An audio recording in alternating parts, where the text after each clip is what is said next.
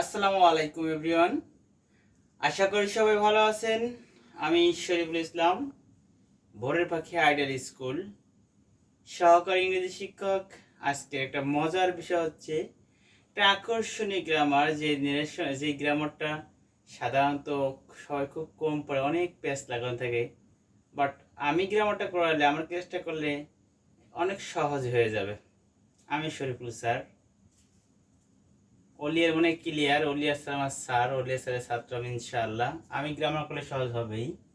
তো আজকে এই গ্রামারের বিষয় হচ্ছে ন্যারেশন। ন্যারেশনের অর্থ উক্তি, আরেকটা নাম আছে ন্যারেশনের স্পিচ। তো ন্যারেশন শিখতে বেশ কিছু জিনিস শেখা লাগে। যেমন একটা জিনিস করতে আরেকটা জিনিস লাগে, আরেকটা জিনিস করতে আরেকটা লাগে। ধান কাটতে কাশি লাগে, পাট কাটতে হাঁসুর লাগে, একটা করতে একটা জিনিস লাগে। তেমনি ন্যারেশন করতে আরো আদার্স বেশ কিছু গ্রামার শেখা লাগে।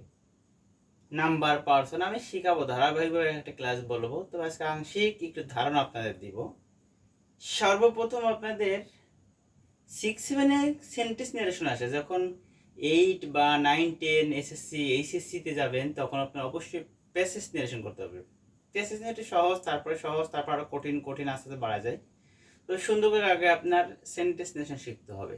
আর এই সেন্টেন্স ন্যারেশন শিখতেও অনেক জিনিস শেখা লাগবে। সেগুলো শিখে সেন্টেন্স ন্যারেশন ভালো করে শেষ করবেন। তারপরে আপনার প্যাসেজ ন্যারেশন কিছু নিয়ম কানুন রুলস আছে, সেগুলো দিয়ে প্যাসেজ ন্যারেশন শেষ করা যায়। তারপরও ভয় পড়ে চলবে না, ন্যারেশনের সব ক্লাসে চলে। আবার একটা বিষয় আছে, ন্যারেশন যে যত ভালো পারে তার জন্য পাঞ্চুয়েশনটা একটু বেশি ভালো হয়। একটা গ্রামার করলে দুটো গ্রামারের কাজ হয়।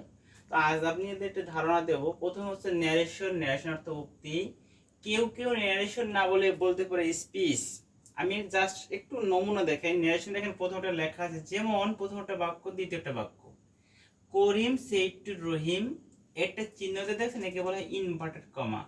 আই অ্যাম এ বয়। এই প্রথম অংশের নাম হচ্ছে রিপোর্টিং। কি বলেছে বলতো? Reporting verb. আর দ্বিতীয় অংশের নাম হচ্ছে রিপোর্টেড স্পিচ। যদি চান লিখে দেওয়া যায়, এই অংশের নাম হচ্ছে কি বলেন তো? Reporting. R E P O R T I N জি,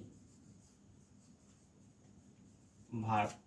দ্বিতীয় অংশের নাম হচ্ছে reported. R E P O R T S P double E C H.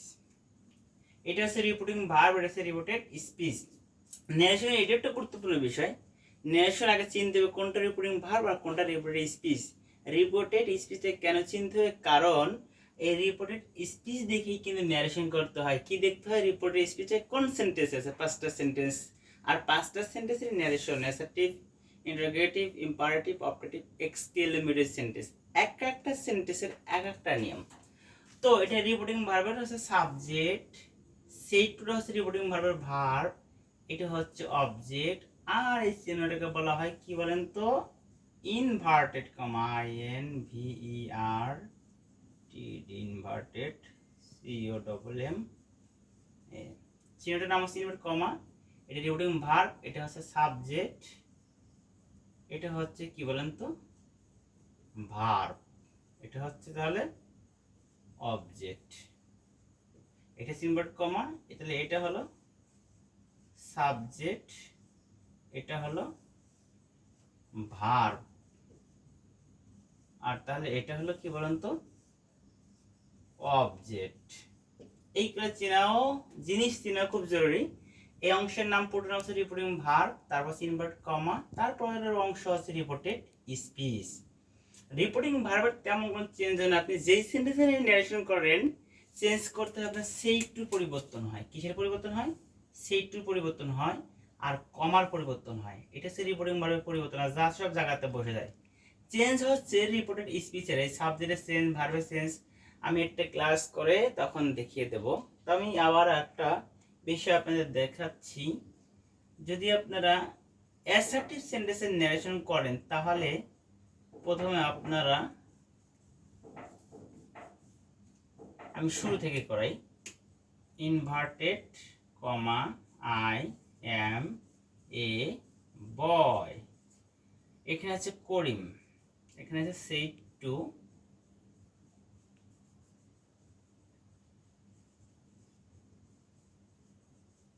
এখানে আছে কি করিম said to রহিম।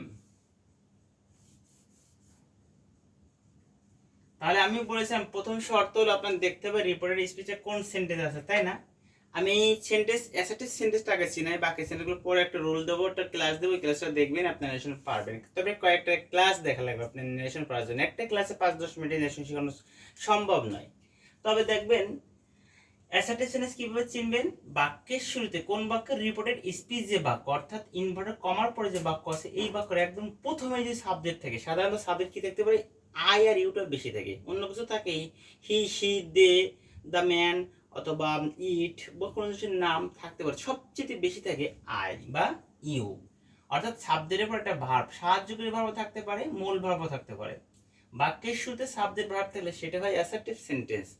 আর যখন আপনি চিনতে পারবেন রিপোর্টেড স্পিচটা অ্যাসার্টিভ সেন্টেন্স আছে, তখন ন্যারেশন করতে মনে রাখবেন অ্যাসার্টিভ সেন্টেন্সের ন্যারেশন করার নিয়ম হলো প্রথমে এই রিপোর্টিং ভার্বের যে সাবজেক্ট ছিল সেই সাবজেক্ট থাকে যাবে। সাবজেক্ট কি আছে বলেন তো, করিম, KARIM।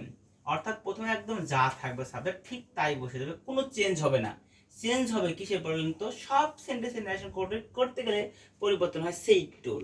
যদি অ্যাসার্টিভ সেন্টেন্স হয় রিপোর্টেড স্পিচটা, তাহলে এই অ্যাসার্টিভ সেন্টেন্স হলে ন্যারেশন করতে গেলে অর্থাৎ অ্যাসার্টিভ সেন্টেন্সে ন্যারেশন করতে গেলে সেইটি পরিবর্তন হবে টোল্ড। আরো নিয়ম কোনো আছে লাগবে না, এটাই এনাফ, এটাই চলে TOLD। প্রথমে যা থেকে সাবজেক্ট বসে যায় সেইটি পরিবর্তন হয় টোল্ড, দ্বিতীয় নামটা বসে যায়, যা থাকবে একদম যা থাকবে তাই বসে যাবে KARIM। এই ইনভার্টার কমার পরিবর্তে কি বসে জানেন, দ্যাট বসে। কি বসে, দ্যাট। ন্যারেশন এ পর্যন্ত কাজ শেষ হলো, বাকি আছে এ পর্যন্ত। তাহলে প্রথমে যা সাবজেক্ট বসে গেল সেইটুকুতে টোল হলো, দ্বিতীয় নাম অর্থাৎ অবজেক্ট বসে গেল, ইনভার্টেড কমাতে অ্যাসার্টিভ সেন্টেন্স হলে ইনভার্টেড কমার পরে দ্যাট বসে। তাহলে এখন স্পিচের কাজ দেখবেন এইখানে দিয়ে first person, second person, third person. আমি বলেছিলাম ন্যারেশন করতে বেশ কিছু জিনিস জানা আছে, অনেক কিছু জানা লাগে, আমি আস্তে আস্তে শেখাবো। দেখবেন এই সাবজেক্টে যদি ফার্স্ট পারসন থাকে তাহলে first person I me my, বাক্যের মধ্যে যদি আই মি মাই থাকে তাহলে চলে যাবে এই প্রথম নামের কাছে অর্থাৎ সাবজেক্টের কাছে, তাহলে আই বসবে না। আছে ডাইরেক্ট ন্যারেশন আমরা করতেছি কি বলেন তো, উত্তর যখন করি ইনডাইরেক্ট হয়। ন্যারেশন দুই প্রকার, ডাইরেক্ট ন্যারেশন, ইনডাইরেক্ট ন্যারেশন। তো এখন এটা আছে ডাইরেক্ট, আমি ইনডাইরেক্ট করবো। তেমনি আই সরাসরি বসে না, কিভাবে বসে বলেন তো, ইনডাইরেক্ট বসে। যেখানে আই থাকে ফার্স্ট পারসন, পুরো বাক্যের মধ্যে যদি আই মি মাই থাকে, I me my first person, এটা চলে যায় রিপোর্টিং মারবে সাবজেক্টের কাছে, এই সাবজেক্ট এখানে বসবে। এখানে পুরুষের নাম হয়, প্রোনাউন কি বসে, হি বসে। এখানে কোনো সময় নাম বসবে না, নামের প্রোনাউন বসবে। পুরুষের ক্ষেত্রে হি, মহিলাদের ক্ষেত্রে সি। তাহলে আই বসে না গেলে আইদের কাজ দ্বারে করিমের কাছে, করিমের প্রোনাউন কি হলো, হি। এখন যদি আপনি চান ইচ্ছা করলে একটা ব্যাকগ্রাউন্ডে লিখতে পারেন হিটা কার, করিমের, তাহলে প্রথম অক্ষরটা দিতে পারেন, নামের প্রথম অক্ষরটা দিতে পারেন, দিলেও চলে না দিলেও চলে। আমি সাপোর্ট করে দেওয়ার দরকার নেই, দিলে অনেক সময় ঝামেলা হয়। সাবজেক্ট শেষ, এরপর হচ্ছে ভার্বের ব্যবহার। ভার্ব দুই ধরনের, একটা হচ্ছে সাহায্যকারী ভার্ব, একটা হচ্ছে মূল ভার্ব। কখনো যদি অ্যামিজার একটা থাকে তাহলে অজার একটা দিতে পারেন, অ্যামিজার থাকলে কি অজার। অনেক সময় শিখায় প্রেজেন্ট ইনডিফিনিটে পাস্ট ইনডিফিনিট, পাস্ট ইনডিফিনিটে পাস্ট পারফেক্ট। আর এবার আপনি টেন্স দিতে শিখতে পারবেন। আমি দিনকাল জীবন চলে টেন্স শিখতে চাই, নেক্সট শিখবেন কবে, টেন্স শেখার প্রয়োজন নেই, জাস্ট যেভাবে শিখাই ওইভাবে শিখান। কখনো যদি এম ইজ আর তিনটা থাকে, কি বলেছি, এম ইজ আর এর একটা থাকে, তাহলে এই এম ইজ আর এর পরিবর্তে দেবেন অজ অথবা ওয়ার এর যে কোনো একটা, অজ অথবা ওয়ার এর একটা। তাহলে এখন আই হয়ে গেল করিমের কাছে হি, এটা মুছেই না দিই, এটা লাগে না, যেটা বেটার, আই না বসে কি হলো হি। এবার হচ্ছে ভার্বের পরিবর্তন। আমি বলেছিলাম যদি এম ইজ আর একটা থাকে তাহলে অজ ওয়ার এর একটা দেবেন। বলেন তো হির পরে অজ হয় না ওয়ার হয়? ইউ উই দে আর কোন জিনিস অনেক বোঝা গেলে তারপরে আর হয়। সি হি ইট এবং কোন জিনিস একটা বোঝা গেলে অর্থাৎ সিঙ্গুলার বোঝা গেলে তারপরে কি হয়, অজ হয়। এখন তাহলে হির পরে অজ হয় না ওয়ার হয় বলেন তো, হি সির পরে অজ হয়। তাহলে আই হয়ে গেল, আই সবসময় চলে যাবে এই প্রথম নামের কাছে অর্থাৎ সাবজেক্টের কাছে, নামের প্রোনাউন বসবে এই যে। তারপরে হয়ে গেল ওয়াজ, বাকিটুকু বসে এ বয়, এরপর যা থাকবে বসে যাবে। তবে এর মধ্যে কিছু বিপরীত শব্দ থাকলে, পরিবর্তন না থাকলে দেন, হেয়ার থাকলে দেয়ার, সো থাকলে দেয়ার, দিস থাকলে দেয়ার, ইয়েস থাকলে দি, এরকম কিছু বিপরীত শব্দ আছে।